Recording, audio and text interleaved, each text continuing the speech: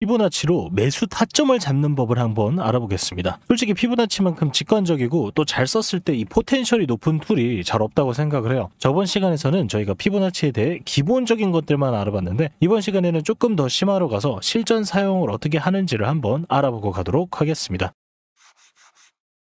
피보나치 사용 의도는요, 결국 추세가 이렇게 진행되고 나서 그 추세가 살짝 꺾였을 때 그 추세의 눌림에서 다시 잡아보겠다는 겁니다. 그래서 이 추세가 세면 셀수록 피보나치도 더 잘 맞는다고 저번 시간에서 말씀을 드렸던 거예요. 그런데 이거를 단순히 추세에만 적용해야 할까요? 그건 아니에요. 작은 그림에서 단타에 적용하는 법이 있는데 지금부터 그거를 알려드릴 예정입니다.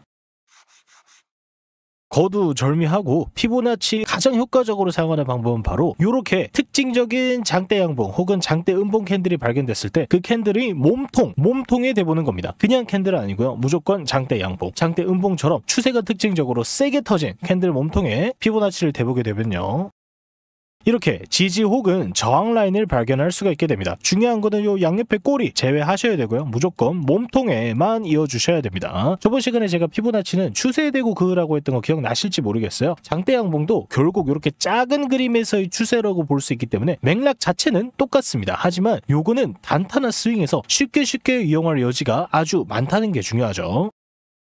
그리고 이 중에서도 특히나 장대 캔들 몸통에 대봤을 때 잘 맞는 값이 있는데 바로 0.236, 0.5 그리고 0.786입니다. 추세가 이렇게 상승이 어느 정도 나오고 있다가 갑자기 장대 양봉이 여기서 빵 터져졌죠, 그죠? 자, 그래서 우리는 그 캔들의 몸통이 시작하는 부분부터요, 캔들의 몸통이 끝나는 부분까지를 꼬리를 빼고 피보나치로 쭉 이어봤을 때 이렇게 세 가지의 잠재적 반등 자리를 얻을 수 있게 되었습니다.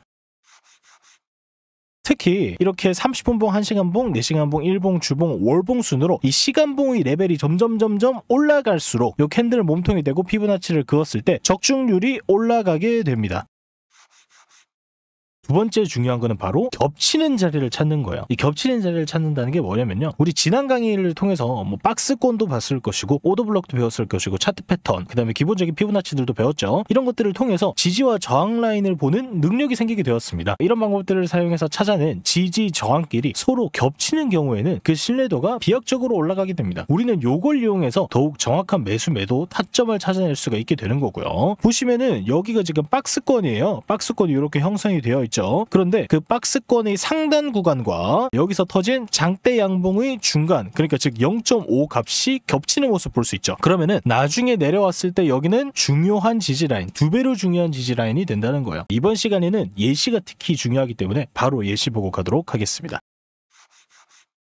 자, 예시 그 첫 번째 종목 이더리움입니다. 이더리움 일봉에서 저는 박스권이 바로 눈에 들어오는데요. 일단 박스권을 작성을 해주고요. 이렇게 작성을 해준 모습입니다. 보시면 지지와 저항을 받아주는 모습이죠. 예전에 박스권 강의에서 박스권을 작성한 다음에 제가 제일 먼저 하라고 했던 게 있어요. 바로 박스권의 상단, 그리고 중단, 하단에 매물대를 긋는 겁니다. 박스권의 상중 하단에 매물대를 그었고요. 그럼 이제 주봉으로 넘어가 보겠습니다. 주봉에서도 가장 최근 발생한 장대 양봉이 눈에 들어오는데 장대 양봉의 피보나치를 한번 작성을 해볼게요.